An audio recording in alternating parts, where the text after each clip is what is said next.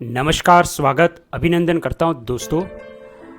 जैसा कि आप देख रहे हैं अध्याय 8वां भारत की कृषि और हम भारत के भूगोल से संबंधित 7 अध्याय को कंप्लीट कर चुके हैं। आज हम 8वां अध्याय भारत की कृषि से संबंधित एक ही इस वीडियो में कंप्लीट करेंगे। तो छोटा सा निवेदन स्वीकार करें, वीडियो को पूरा देखें जिससे आपका कॉन्सेप्ट क्लियर हो जाए। और पिछले अध्याय आपने नहीं देखे हैं तो प्लेलिस्ट बनी है इंडिया ज्योग्राफी के नाम से चैनल पर, उनका भी आप क्रमवाइज अध्ययन करें। चैनल पर पहली बार है, चैनल को भी सब्सक्राइब कर ले, बेल वाले नोटिफिकेशन घंटी को ऑन करें जिससे हम बैक टू बैक जो वीडियो दे रहे हैं उससे आपको नोटिफिकेशन प्राप्त हो जाए। और इसी वीडियो को फेसबुक पेज, इंस्टाग्राम पे हैं तो हेमंत ऑनलाइन क्लासेस फेसबुक पे, Hemant online classes Facebook page, Instagram को दोनों को फॉलो करें। वहाँ पे भी आपकी प्लेलिस्ट फेसबुक पर बनी हुई है। वीडियो को दोस्तों शुरू करते हैं। कृषि राज्य सूची का विषय। कृषि कौन सी सूची का विषय? तो राज्य सूची का। इसमें कृषि के साथ साथ अन्य गतिविधियां जैसे पशुपालन, मधुमक्खी पालन, मछली पालन इत्यादि को शामिल किया जाता है। भारत में कृषि गणना का कार्य हर 5वें वर्ष में कृषि व सहकारिता विभाग करता है। भारत की प्रथम कृषि गणना 1970-71 में की गई। 10वीं कृषि गणना 2015-16 में की गई है। देश में कृषि जोतों का औसत आकार 2015 और 16 में 1.08 हेक्टर है। नोट 2010 और 11 में 1.15 हेक्टर। भारत में सर्वाधिक कृषि जोतों वाला राज्य नागालैंड 5.06। भारत में न्यूनतम कृषि जोतों वाला राज्य केरल 0.18।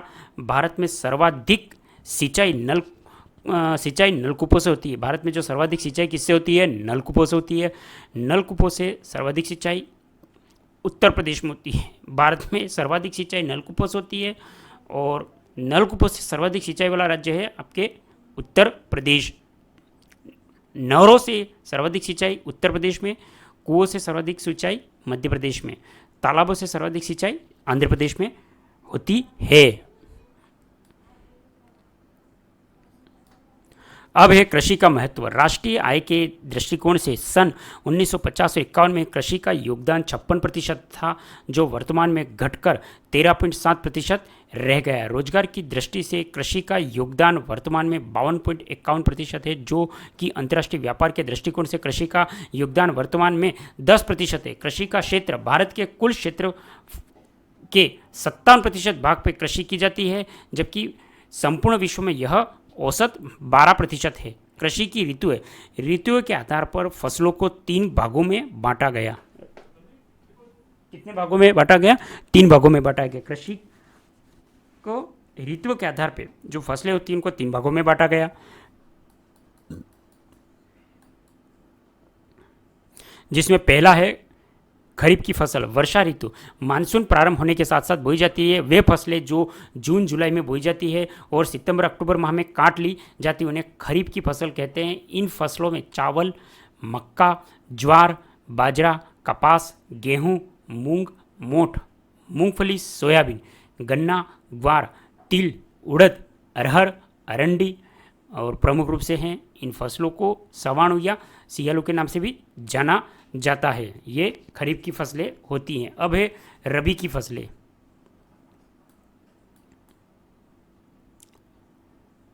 ये शीत ऋतु की फसलें होती हैं। वे फसलें जो अक्टूबर और नवंबर माह में बोई जाती हैं, मार्च और अप्रैल माह में काट ली जाती है। इन फसलों को उनालू के नाम से जाना जाता है। इन फसलों में गेहूं और जौ, चना, सरसों, अलसी, मसूर, धनिया, जीरा, मेथी, तारामीरा, सूरजमुखी, मटर, इसबगुल इत्यादि प्रमुख रूप से हैं। जायदी फसलें जिसमें ग्रीष्म ऋतु, वे फसलें जो मार्च अप्रैल माह में बोई जाती हैं और मई जून माह में काट ली जाती हैं, इन्हें जायद की फसलें कहा जाता है। जैसे तरबूज, खरबूजा, खीरा, ककड़ी, अन्य सभी सब्जियों के नाम। आगे है कृषि क्रांति। प्रथम हरित क्रांति। विश्व स्तर पर हरित क्रांति की आधारशिला वर्ष 1950 में मेक्सिको के वैज्ञानिक रॉकफेलर फाउंडेशन ने रखी। रॉकफेलर फाउंडेशन ने गेहूं की किस्म के पौधे का विकसित किया। रॉकफेलर फाउंडेशन ने फिलीपींस के वैज्ञानिकों के साथ मिलकर सन 1960 में चावल की किस्म के बोने पौधे को विकसित किया। अंतर्राष्ट्रीय चावल अनुसंधान केंद्र फिलीपींस की राजधानी मनीला में स्थित है।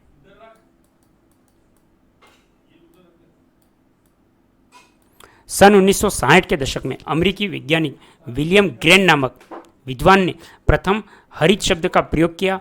गेहूं और चावल विश्व स्तर पर हरित क्रांति का जनक नॉर्मन अर्नेस्ट बोरलॉग को माना जाता है। हरित क्रांति का जनक नॉर्मन अर्नेस्ट बोरलॉग को माना जाता है। नॉर्मन अर्नेस्ट बोरलॉग का जन्म 25 मई 1914 को हुआ। नॉर्मन अर्नेस्ट बोरलॉग ने गेहूं की एक ऐसी किस्म का पौधा विकसित किया जिसने मैक्सिको, पाकिस्तान और भारत में गेहूं की फसल का उत्पादन 2 गुना कर दिया। भारतीय स्तर पर हरित क्रांति के जनक के रूप में एम.एस. स्वामीनाथन, भारत के अंतर्गत हरित क्रांति के जनक एम.एस. स्वामीनाथन को माना जाता है। दोस्तों, आप कमेंट करेंगे कि विश्व स्तर पे हरित क्रांति का जनक किसे माना जाता है और भारतीय स्तर पे हरित क्रांति का जनक किसे माना जाता है। अभी ही अध्ययन हम कर रहे हैं, आप देखकर भी कमेंट कर सकते हैं दोस्तों उत्तर को। भारत में हरित क्रांति का प्रारंभ 1966 व 67 गोविंद वल्लभ पंत तकनीकी कृषि विद्यालय को माना जाता है। हरित क्रांति प्रारंभ होने से पूर्व अनेक महत्वपूर्ण प्रयास किए गए, जिनमें वर्ष 1958 में इंडियन एग्रो सोसाइटी की स्थापना की गई। इस कार्यक्रम के अनुसार भारत में कृषि विकास को बढ़ावा देने हेतु आधुनिक खेती प्रारंभ की जानी चाहिए। अतः इस कार्यक्रम हेतु सन 1960 में IADP इंसेटिव एग्रीकल्चर डिस्ट्रिक्ट प्रोग्राम अर्थात गहन कृषि जिला कार्यक्रम प्रारंभ किया गया। इस कार्यक्रम के तहत जिला स्तर पर कृषि हेतु आवश्यक आधारभूत सुविधाएं प्रदान की गई, जैसे अधिक उपज देने वाले बीज, उर्वरक, कीटनाशक, मशीनों का प्रयोग जिसमें ट्रैक्टर, थ्रेसर आदि इनका उपयोग किया गया।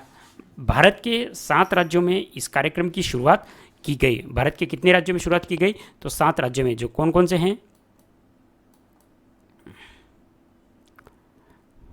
आंध्र प्रदेश, मध्य प्रदेश, पंजाब, राजस्थान, उत्तर प्रदेश, बिहार, तमिलनाडु। यह कार्यक्रम सफल साबित हुआ। इसी कार्यक्रम की सफलता से प्रेरित होकर 1963 में IAAP अर्थात इंसेटिव एग्रीकल्चर एरिया प्रोग्राम गहन कृषि क्षेत्र कार्यक्रम प्रारंभ किया। इस कार्यक्रम में बड़े क्षेत्रों का निर्माण एवं फसलों की विविधता को बढ़ाया गया। अंततः यह कार्यक्रम भी सफल साबित हुआ। इन दोनों कार्यक्रमों की सफलता के फलस्वरूप ही 1966 और 67 में हरित क्रांति प्रारंभ की गई।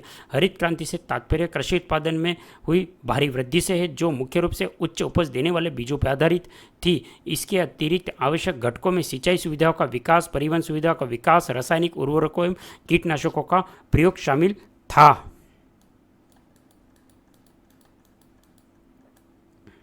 हरित क्रांति के लाभ कृषि उत्पादन में वृद्धि हुई। कृषि के उत्पादन में वृद्धि हुई, कृषि के क्षेत्रफल में वृद्धि हुई, किसानों की आय, जीवन स्तर में सुधार हुआ, उद्योग धंधे अधिक पनपने लगे। हरित क्रांति से हानियां, रासायनिक उर्वरकों व कीटनाशकों के प्रयोग से लंबे समय के बाद में भूमि की उर्वरकता घटी एवं किसानों का मित्र केचुआ नष्ट होता चला गया। रासायनिक उर्वरकों, कीटनाशक के प्रयोग से मनुष्य व जीव जंतुओं के स्वास्थ्य पर नकारात्मक प्रभाव पड़ा। मशीनों के प्रयोग से गांव में बेरोजगारी बढ़ गई। शहरीकरण का प्रवृत्ति का विकास हुआ। किसानों की आय, जीवन स्तर में वृद्धि के कारण जनसंख्या में भी वृद्धि हो गई। सिंचाई सुविधाओं के अत्यधिक विकास के कारण भूमि दलदली व नमकीन हो गई। अतः इसे सामूहिक रूप से सेम की समस्या का नाम दिया गया। द्वितीय हरित क्रांति। प्रथम हरित क्रांति की हानियों व कमियों को सुधार करने हेतु हरित क्रांति लाई गई। द्वितीय हरित क्रांति लाई गई व द्वितीय हरित क्रांति में फसल उत्पादन के साथ साथ नीली क्रांति, पीली क्रांति, श्वेत क्रांति, गुलाबी और बादामी क्रांति अनेकों का क्रांतियों का बल दिया गया। अतः द्वितीय हरित क्रांति को इंद्रधनुषी क्रांति के नाम से भी जाना जाता है। द्वितीय हरित क्रांति में जैव उर्वरकों पर बल दिया गया। अतः भारत का पहला राज्य जो पूर्ण रूप से जैव उर्वरकों का प्रयोग करता है सिक्किम, 18 जनवरी 2016। जिसके अतिरिक्त द्वितीय हरित क्रांति में मिट्टी के प्रयोगशाला परीक्षण पर बल दिया गया। रासायनिक उर्वरकों का स्थान पर जैव उर्वरकों का प्रयोग पर भी बल दिया गया। नीम की पत्तियां, अतः मिट्टियों की जांच करने के लिए 19 फरवरी 2015 को स्वास्थ्य कार्ड योजना की शुरुआत की गई। श्री गंगानगर की सूरतगढ़ जिले से यह शुरुआत कहाँ से हुई? गंगानगर के सूरतगढ़ जिले से। द्वितीय हरित क्रांति शब्द सर्वप्रथम अटल बिहारी वाजपेयी ने दिया था। भारत में द्वितीय हरित क्रांति की शुरुआत राष्ट्रीय कृषि नीति 2000 से मानी जाती है। इस नीति में कृषि विकास की दर 4% निर्धारित की गई। अब ये जो प्रमुख कृषि क्रांतियाँ कौन कौन सी है, तो आप देखेंगे कि इसमें हरित क्रांति, नीली क्रांति, पीली क्रांति। तो हरित क्रांति फसल उत्पादन के लिए, नीली क्रांति मछली उत्पादन, पीली क्रांति तिलहन उत्पादन, श्वेत क्रांति दुग्ध उत्पादन। वो जो जिसके जनक थे श्वेत क्रांति के वर्गीस कुरियन। तो आप नोट करेंगे कि विश्व में हरित क्रांति के जनक कौन थे और भारत में हरित क्रांति के जनक कौन थे, ये आप कमेंट कर देंगे दोस्तों। लाल क्रांति, लाल क्रांति किसको कहते हैं? टमाटर और मांस की प्राप्ति। गुलाबी क्रांति झींगा मछली उत्पादन। गोल क्रांति आलू उत्पादन। रजत क्रांति मुर्गी पालन अंडा उत्पादन। बादामी क्रांति मसाला उत्पादन। भूरी क्रांति जिसके अंतर्गत खाद्य प्रसंस्करण व उर्वरक उत्पादन। काली क्रांति ऊर्जा के गैर परंपरागत स्रोतों का विकास जिसमें पवन ऊर्जा, सौर ऊर्जा, बायोगैस ऊर्जा। इंद्रधनुषी क्रांति उपरोक्त सभी को मिला के सामूहिक रूप से कहा जाता है। विभिन्न प्रकार की खेतियों के नाम जिसमें एपीकल्चर मधुमक्खी पालन, वर्मीकल्चर केचुआ पालन, विटीकल्चर अंगूर की खेती करना, सेरीकल्चर रेशम के कीट पालना, मोरीकल्चर रेशम के कीट पालन हेतु शहतूत के वृक्ष लगाना, ओलरीकल्चर सब्जी उत्पादन करना, फ्लोरीकल्चर फूलों की खेती करना, पामोकल्चर फलों की खेती करना, हार्टिकल्चर बागवानी करना। महत्वपूर्ण तथ्य, मिश्रित कृषि, जब कृषि व पशुपालन दोनों साथ साथ किए जाते हों उसे मिश्रित कृषि क्रांति कहा जाता है। बारानी कृषि, ऐसी कृषि जो वर्षा पर आधारित हो उसे बारानी कृषि कहा जाता है। भारत की अधिकांश कृषि बारानी कृषि है, अतः भारतीय कृषि को मानसून का जुआ कहा जाता है। व्यापारिक कृषि, जिन फसलों को उगाने का उद्देश्य व्यापार करके धन अर्जित करना, उन्हें व्यापारिक कृषि कहा जाता है।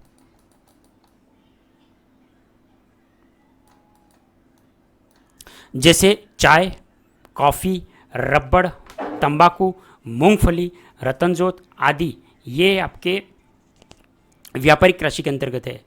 और निर्वाह कृषि, जीवन यापन करने के लिए जो जीने के लिए कृषि की जाती है उसको निर्वाह कृषि। यह भी दो प्रकार की होती है, गहन कृषि व आदिम कृषि। गहन कृषि भूमि के एक निश्चित भूभाग पे अधिक उत्पादन लेने के लिए अधिक श्रम व अधिक निवेश किया जाता है, तो उसे गहन कृषि कहा जाता है। यह कृषि अधिक जनसंख्या वाले देशों में की जाती है, जैसे कि भारत, चीन, पाकिस्तान, बांग्लादेश। इस कृषि में प्रमुख रूप से चावल व गेहूं की खेती की जाती है। आदिम कृषि, आदिम कृषि यह कृषि विशेष प्रकार की जनजाति के द्वारा जीवन यापन करने के लिए की जाती है और यह कृषि दो प्रकार की होती है। स्थानांतरित कृषि जिसमें कर्तन, दलहन, श्लेष बर्न, जब किसान किसी विशेष स्थल की भूमि से पेड़ पौधों को काटकर जलाकर भूमि प्राप्त करता है, तो और भूमि पे लगातार 10 से 15 वर्ष तक कृषि करते रहने के कारण भूमि की उर्वरकता में कमी आने लगती है। अतः किसान इस समाधान हेतु स्थान को बदल के दूसरी जगह कृषि करता है, उसे स्थानांतरित कृषि कहा जाता है। स्थानांतरित कृषि में विश्व स्तर पे नाम जैसे कि ब्राज़ील के अंदर जो स्थानांतरित कृषि होती है, जो बदल बदल कर करते हैं, तो ब्राज़ील में इस प्रकार की कृषि को रोका, श्रीलंका में चेना, फिलीपींस में चेनगिन, कांगो जायरे में मसोले, वियतनाम में रे, वेनेजुला में कोनुको, मध्य अमेरिका मेक्सिको में मिल्फा, भारत उत्तरी पूर्वी में झुमिंग। भारत के जो उत्तरी पूर्वी क्षेत्र है उसके अंतर्गत जो स्थानांतरित कृषि होती है उनको झुमिंग कहते हैं। वो इंडोनेशिया और मलेशिया में लदांग। और भारतीय स्तर पर स्थानांतरित कृषि केरल के अंतर्गत पोनम, पश्चिम घाट में कुमारी, आंध्र प्रदेश में पोंडू, मध्य प्रदेश और छत्तीसगढ़ में देपा, दहिया, पेंडा, बीवार और राजस्थान में वालरा व वात्रा कहा जाता है। भारतीय स्तर पे ये विश्व स्तर पे थी कि इनको विश्व स्तर पे कौन कहते हैं, जो भारत के अंतर्गत तो इसमें झुम्मिंग कहते हैं। और क्षेत्रीय स्तर पे जो नाम है जिसमें केरल के अंदर पोनम और कुमारी, पोंडू, ये राज्यों के अनुसार अपने अपने क्षेत्रीय स्थानांतरित कृषियों के नाम है क्षेत्र के अनुसार। अब है मणिपुर के अंदर पोमालू, हिमालय में खील, झारखंड में कोरुल। भील जनजाति के द्वारा पहाड़ों के ऊपर की गई कृषि को चिमाता, जो पहाड़ों के ऊपर होती है उसे चिमाता, पहाड़ों के समतल भागों और निचले भागों में की गई कृषि को दाजिया कहलाती है। चलवासी कृषि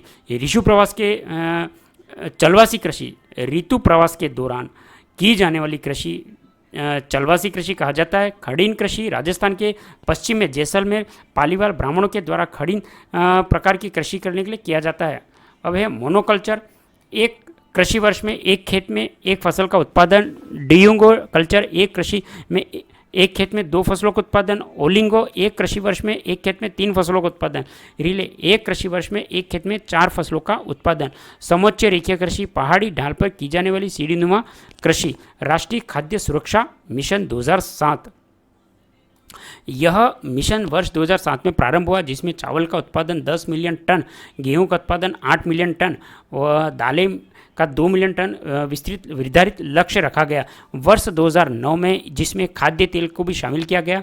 इस कार्यक्रम की अवधि 2007 व 12 तक निर्धारित की गई। इनकी नोडल एजेंसी की योजना आयोग है, जिसके अंतर्गत आप देखेंगे जिसका संचालन इनका संचालन केंद्र व राज्य सरकार दोनों मिलकर कर रही है। शस्य घनता, कुल बोया गया क्षेत्र, शुद्ध बोया गया क्षेत्र इंटू 100, भारत में सर्वाधिक शस्य घनता पंजाब, हरियाणा, उत्तर प्रदेश राज्य का है। न्यूनतम समर्थन मूल्य, तो किसानों को उनके द्वारा उगाई जाने वाली फसलों का उचित मूल्य दिलाने के लिए समय समय पर भारतीय कृषि मंत्रालय के द्वारा कृषि व लागत मूल्य की सिफारिश की घोषणा की जाती है। न्यूनतम समर्थन मूल्य 24 फसलों के संदर्भ में किया जाता है, जिसमें रबी व खरीफ की फसलें शामिल है, जो उनके उत्पादन की समयावधि को कुछ वर्ष पूर्व घोषणा कर दी जाती है, जैसे कि खरीफ फसल के संदर्भ में जून जुलाई माह में, जबकि रबी की फसल के संदर्भ में अक्टूबर व नवंबर माह में की जाती है। अब है भारत में जो कृषि शोध संस्थान, तो यहाँ पे आप देखेंगे चौधरी चरण सिंह राष्ट्रीय कृषि विपणन संस्थान जयपुर, राष्ट्रीय चावल अनुसंधान कटक उड़ीसा, भारतीय गन्ना प्रजनन संस्थान कोयम्बटूर तमिलनाडु, केंद्रीय गन्ना अनुसंधान, प्रजनन अलग है और अनुसंधान अलग है, तो लखनऊ के अंदर है केंद्रीय गन्ना, और भारतीय गन्ना प्रजनन कोयम्बटूर, और केंद्रीय गन्ना अनुसंधान लखनऊ के उत्तर प्रदेश में। कॉफ़ी अनुसंधान चिकमंगलूर कर्नाटक, तंबाकू अनुसंधान राजमुंद्री आंध्र प्रदेश, केंद्रीय कृषि अनुसंधान पोर्ट ब्लेयर दक्षिण अंडमान, केंद्रीय शुष्क कृषि अनुसंधान केंद्र हैदराबाद तेलंगाना, रानी लक्ष्मीबाई कृषि अनुसंधान केंद्र झांसी उत्तर प्रदेश।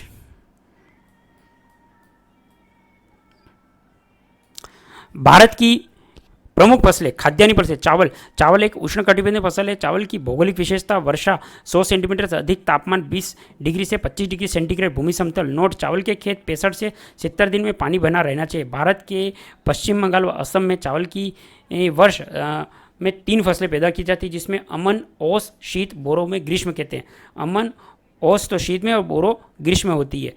नोट, हिमालय क्षेत्र व देश के उत्तरी पश्चिमी भाग में चावल की फसल दक्षिण पश्चिमी मानसून ऋतु से खरीफ की फसल के रूप में उगाई जाती है। 100 सेंटीमीटर वर्षा के रेखा के जो 100 सेंटीमीटर वर्षा रेखा उनके पूर्व में चावल की कृषि की जाती है, जबकि इसके पश्चिम में गेहूं की कृषि की जाती है।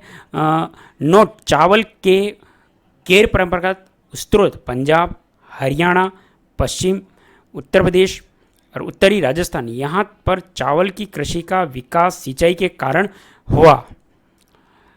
चावल के उत्पादन में भारत का विश्व में दूसरा स्थान है। चावल का जो उत्पादन है उसमें भारत के अंतर्गत जो विश्व के अंदर कौन सा स्थान है चावल का? भारत का विश्व में दूसरा। भारत में सर्वाधिक उत्पादन की जाने वाली प्रमुख फसल चावल है, और चावल की फसल को लगने वाला रोग पत्ती चकता स्मट है।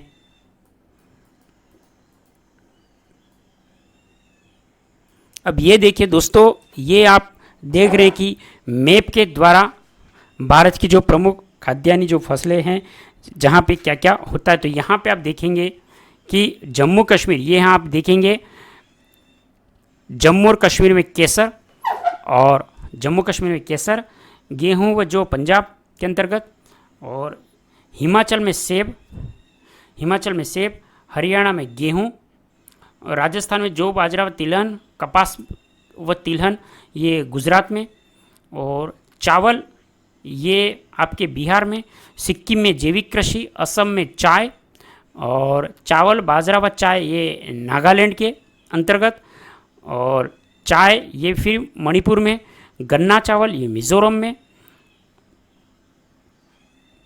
और मध्य प्रदेश जो सोयाबीन की प्रमुख फसल उगाता है मध्य प्रदेश अकेला। यहाँ पे आप देखेंगे कि महाराष्ट्र में कपास, अरहर, गन्ना, ज्वार, सोयाबीन, कर्नाटक में कॉफ़ी, मक्का और नारियल, जूट जूट देखेंगे एक तो त्रिपुरा में और पश्चिम बंगाल में, और चावल यहाँ पे उड़ीसा, छत्तीसगढ़ और पश्चिम बंगाल। चावल, कपास व मक्का तेलंगाना में, आंध्र प्रदेश में तंबाकू व मक्का, और यहाँ पे आप देखेंगे अंतिम में केरल के अंदर रबड़, मसाला व काली मिर्च, और तमिलनाडु में नारियल, रबड़ व कॉफ़ी। तो ये भारत की प्रमुख फसलें हैं दोस्तों, आप नोट कर ले दोस्तों। चावल में अधिक उत्पादन से वायुमंडल में मीथेन गैस की मात्रा बढ़ जाती है, जो तापमान को बढ़ावा देने के में योगदान देती है। भारतीय चावल अनुसंधान केंद्र कटक उड़ीसा के अंतर्गत चावल अनुसंधान केंद्र। गेहूं, यह शीतोष्ण कटिबंधीय क्षेत्र की प्रमुख फसल है। चावल के बाद दूसरी सर्वाधिक उत्पादन की जाने वाली फसल है। गेहूं की भौगोलिक विशेषता, वर्षा जो 50 से 75 सेंटीमीटर तापमान होता है, वहाँ की गेहूं की भौगोलिक विशेषता मतलब इसकी बुआई होती है। जो समय का डिग्री का तापमान है 10 डिग्री सेंटीग्रेड, कटाई के समय 20 डिग्री सेंटीग्रेड तापमान होना आवश्यक है। गेहूं की किस्में कल्याणी, सोनालिका, कोहिनूर, टिटकम, सोनेरा 64। नोट, प्रथम हरित क्रांति के दौरान गेहूं की सोनारा 64 किस्म का अधिक उत्पादन किया गया। भारत में गेहूं का सर्वाधिक उत्पादन मध्य प्रदेश, पंजाब, हरियाणा व राजस्थान में होता है। राजस्थान के अंतर्गत ये भी गेहूं की फसल होती है। जो गेहूं का सर्वाधिक उत्पादन किसमें होता है, तो मध्य प्रदेश, पंजाब, हरियाणा और राजस्थान। अब चावल की फसल को लगने वाला रोग, ब्लैक रस्ट, रुतवा, टूड। नोट, मरकेनी प्रायद्वीप भाग में गेहूं की फसल, यह गेहूं कठोर व लाल रंग की होती है। अब है ज्वार। भारत के प्रमुख ज्वार उत्पादक करता राज्य, जिसमें महाराष्ट्र, कर्नाटक, मध्य प्रदेश, आंध्र प्रदेश और राजस्थान, यहाँ पे ज्वार होता है। ज्वार की किस्में CSV 10 और SP 996। ज्वार उत्पादन हेतु जो वर्षा की जो मात्रा होती है 30 से 25 सेंटीमीटर, तापमान 30 डिग्री के मध्य होना। भारत में कुल बोए गए क्षेत्र में 5.3% भाग पे ज्वार का उत्पादन होता है। अतः बोए गए क्षेत्रफल के आधार पर चावल, गेहूं, ज्वार, बाजरे का स्थान है। अब है बाजरा। बाजरे के उत्पादन व क्षेत्रफल के दृष्टिकोण से राजस्थान का भारत में प्रथम स्थान है, जिसके पश्चात उत्तर प्रदेश, महाराष्ट्र व हरियाणा का स्थान है। बाजरे के उत्पादन क्षेत्रफल की दृष्टि से राजस्थान का भारत में प्रथम स्थान है। उत्तर प्रदेश, महाराष्ट्र व हरियाणा का इसके बाद स्थान है। और यह मूलतः अफ्रीका महाद्वीप की फसल है। बाजरा मूलतः कहाँ की फसल है, तो अफ्रीका महाद्वीप। बाजरा उत्पादन, वर्षा की मात्रा 30 से 50 सेंटीमीटर, तापमान 30 डिग्री से होना चाहिए। बाजरे की किस्म RCB राज 171। भारत पे कुल बोए गए क्षेत्रफल 5.2% भाग पे बाजरे का उत्पादन किया जाता है। अब है मक्का मूलतः अमेरिका की फसल है। मक्के के उत्पादन में आंध्र प्रदेश, महाराष्ट्र, राजस्थान व गुजरात प्रमुख स्थान है। मक्के की फसलों को लगने वाला रोग, ब्राउन स्पॉट। मक्के की प्रमुख किस्में माही, कंचन, माही, धवल, सविता। मक्के के उत्पादन हेतु वर्षा की मात्रा 50 से 80 सेंटीमीटर, तापमान 30 डिग्री होना चाहिए। मक्के की पत्तियों से बनने वाला चारा साइलेज कहलाता है। भारत में कुल बोए गए क्षेत्रफल का 3.6% भाग मक्के का उत्पादन में होता है। अब है दलहनी फसलें। भारत विश्व का 20% दालों का उत्पादन करता है। देश में कुल बोए गए क्षेत्रफल 11% भाग पर दालों का उत्पादन किया जाता है। चना, जिसमें चना पहले नंबर पे, यह देश के कुल बोए गए क्षेत्र में 2.8% भाग पर उत्पादन होता है। प्रमुख स्थान मध्य प्रदेश, उत्तर प्रदेश। अरहर, यह देश में कुल बोए गए क्षेत्रफल का 2% भाग पर उत्पादन होता है। 1/3 भाग जो महाराष्ट्र राज्य में उत्पादित होता है। तिलहनी फसलें, जिसमें मूंगफली, यह उत्तर भारत में खरीफ की फसल के रूप में, दक्षिण भारत में रबी की फसल के रूप में उगाई जाती है। भारत के प्रमुख मूंगफली उत्पादक राज्य गुजरात, तमिलनाडु, आंध्र प्रदेश और कर्नाटक। गुजरात का राजकोट, भरूच व भावनगर मूंगफली उत्पादन हेतु प्रसिद्ध है। मूंगफली के उत्पादन में गुजरात का राजकोट, भरूच व भावनगर, राजस्थान का राजकोट, लूणकरसर, बीकानेर को कहा जाता है। मूंगफली की फसल को लगने वाला रोग टिक्का व कालरा है। अब है सरसों के उत्पादन में राजस्थान का प्रथम स्थान है। देश के बोए गए क्षेत्रफल 2.5% भाग पे सरसों का उत्पादन होता है। सोयाबीन, मध्य प्रदेश, महाराष्ट्र मिलकर 90% सोयाबीन का उत्पादन किया जाता है। प्रमुख स्थान कर्नाटक, बिहार है। रेशेदार फसल, रेशेदार फसल के अंदर आप देखेंगे कपास, कपास एक रेशेदार फसल है। कपास एक उष्ण उपोष्ण कटिबंधीय फसल है। कपास को स्थानीय भाषा में बढ़िया फसल भी कहा जाता है।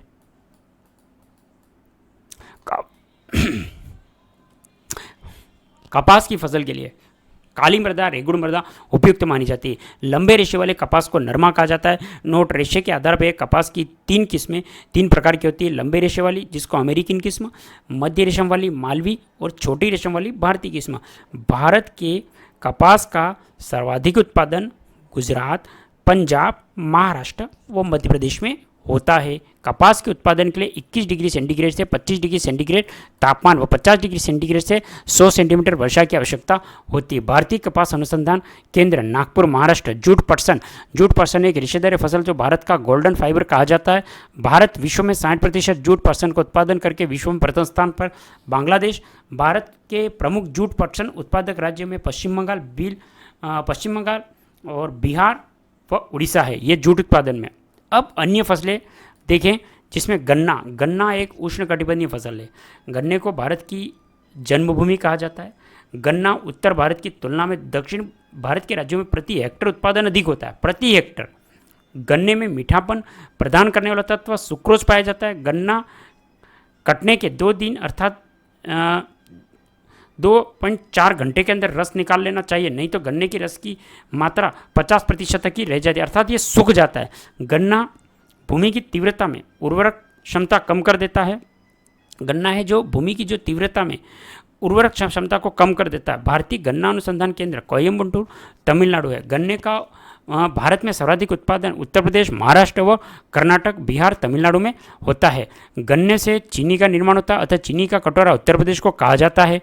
गन्ने के शीरे से शराब का निर्माण किया जाता है। गन्ने की लुगदी से गत्ता व कागज का निर्माण भी किया जाता है। गन्ने की खेती करने के लिए 125 सेंटीमीटर वर्षा, 20 सेंटीग्रेड से 30 सेंटीग्रेड तापमान की आवश्यकता होती है। अब है चाय। चाय मुख्य रूप से चीन देश की फसल है। चाय उत्पादन में भारत का विश्व में दूसरा स्थान है। चाय में नशा प्रदान करने वाली तत्व जो कैफीन, टेनिन पाया जाता है। भारत में चाय का पौधा सर्वप्रथम 1840 में, जिसमें असम की पहाड़ी के क्षेत्र में लगाया गया था। 100 सेंटीमीटर वर्षा की आवश्यकता। भारतीय कपास अनुसंधान केंद्र, नागपुर, महाराष्ट्र। जूट पटसन ये हो गया। और जूट पटसन एक रेशेदार व गोल्डन फाइबर के नाम से भी जाना जाता है। जूट को गोल्डन फाइबर के नाम से जाना जाता है और ये रीड प्री में भी आ चुका है दोस्तों। भारत विश्व में 60% जूट पटसन का उत्पादन करके विश्व में प्रथम स्थान पे। बांग्लादेश भारत में प्रथम जूट पटसन उत्पादन पश्चिम बंगाल व बिहार, उड़ीसा है। अन्य फसलों के अंतर्गत हम देख रहे थे कि भारत को चाय के निर्यात में चीन, श्रीलंका, केन्या, ताइवान से प्रतिस्पर्धा करनी पड़ती है। भारत में चाय का सर्वाधिक उत्पादन असम व पश्चिम बंगाल, तमिलनाडु, केरल। भारत में चाय के उत्पादन के लिए प्रसिद्ध नगर दार्जिलिंग, कूचबिहार, जलपाईगुड़ी, ऊटी। भारत में चाय के उत्पादन के लिए प्रसिद्ध पहाड़ियाँ नीलगिरी, अन्नामलई, कार्डेमम पहाड़ी। भारतीय चाय अनुसंधान केंद्र, जोरहट, असम। चाय की खेती करने के लिए लेटराइट मृदा आवश्यक मानी जाती है। चाय की खेती के लिए 24 डिग्री से 30 डिग्री तापमान तथा 200 सेंटीमीटर से 300 सेंटीमीटर वर्षा की आवश्यकता होती है। दार्जिलिंग की चाय सर्वोच्च किस्म की चाय है। कॉफ़ी के उत्पादन में भारत का विश्व में 8वां स्थान है। कॉफ़ी के उत्पादन में 8वां स्थान है भारत का विश्व के अंतर्गत। कॉफ़ी के उत्पादन में विश्व में प्रथम स्थान पर ब्राज़ील देश। ब्राज़ील के सेंटोस बंदरगाह में विश्व का कॉफ़ी का बंदरगाह कहा जाता है। भारत में न्यू मंगलोर बंदरगाह को कॉफ़ी के बंदरगाह कहा जाता है। कॉफ़ी के 3 किस्में, अरेबिका, लिम्ब्रेका, रोबेस्टा। भारत अमेरिका किस्म की कॉफ़ी का उत्पादन है। भारत में कॉफ़ी का सर्वाधिक उत्पादन कर्नाटक, तमिलनाडु व केरल राज्य में होता है।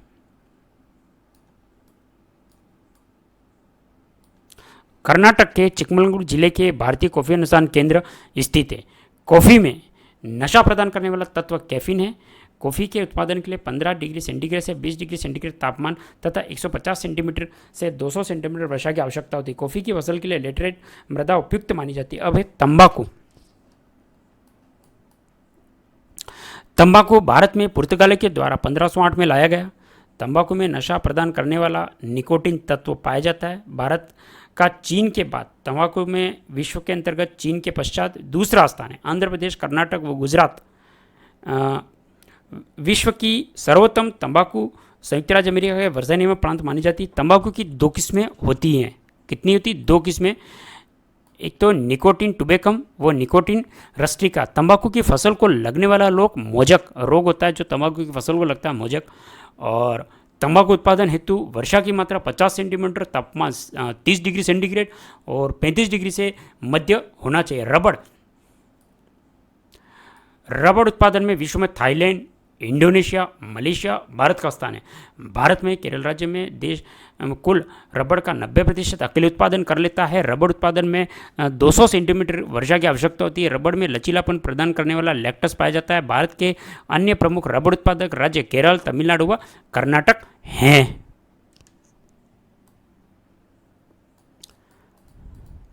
दोस्तों, ये हमारा टॉपिक कंप्लीट हो चुका है, भारत में कृषि। ये देखिए दोस्तों, नेक्स्ट अध्याय है हमारा, नेक्स्ट वीडियो में हम अध्ययन करेंगे जिसका अभी देख ले इसको, भारत की वनस्पति, अध्याय 9वां। तो 8वां अध्याय हमारा कंप्लीट हुआ, कृषि से संबंधित भारतीय कृषि, जिसको विस्तृत हमने इस वीडियो के माध्यम से अध्ययन कर लिया है। जिन टॉपिक को, जिन लाइन को याद नहीं हो रहा है, आप रजिस्टर के लेके वीडियो को 2 से 4 बार उन टॉपिक को, लाइन को नोट कर ले। दोस्तों, कमेंट के माध्यम से जो मैंने पूछा है आपको, उसका भी आप उत्तर दें। ये भारत की कृषि, ये कंप्लीट हो चुका टॉपिक।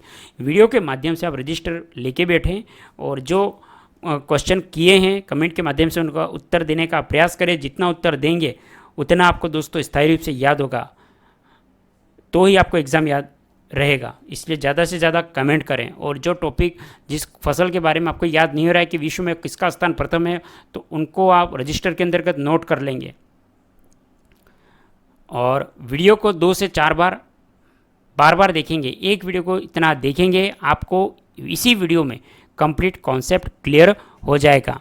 नेक्स्ट जो हमारा अध्याय 9वां है, उसको भी भारत की जो वनस्पति, बहुत जल्दी कंप्लीट कर लेंगे। दोस्तों, इंडिया ज्योग्राफी के नाम से चैनल पर प्लेलिस्ट बनी है, तो ये 7 अध्याय के बाद ये 8वां भी कंप्लीट हुआ, ये भी इसमें आ जाएगा।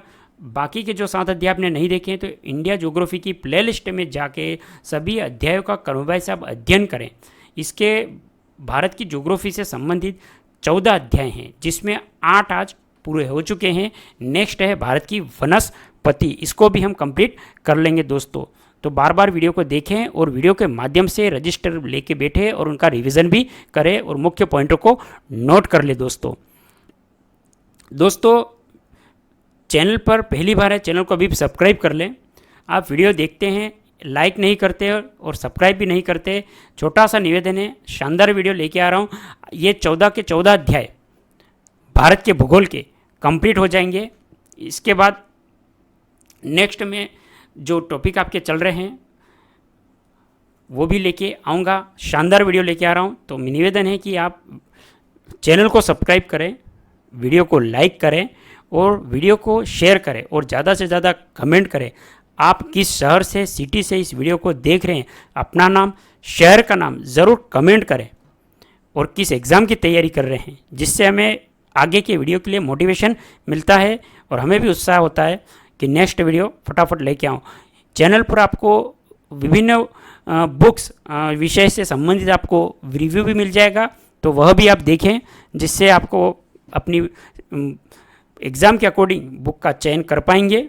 तो बुक का रिव्यू भी देखें, चैनल पे अपलोड है सभी प्रकार की बुकें और आगे भी अपलोड हो रही हैं आपके जो एग्ज़ाम हो रहे हैं। तो बैक टू बैक मैं वीडियो लेके आ रहा हूँ, चैनल पर विधिवत बने रहें। आपने इस वीडियो को दोस्तों इतना अंत तक देखा, उसके लिए मैं पुनः बहुत बहुत धन्यवाद देना चाहता हूँ। जय हिंद, वंदे मातरम।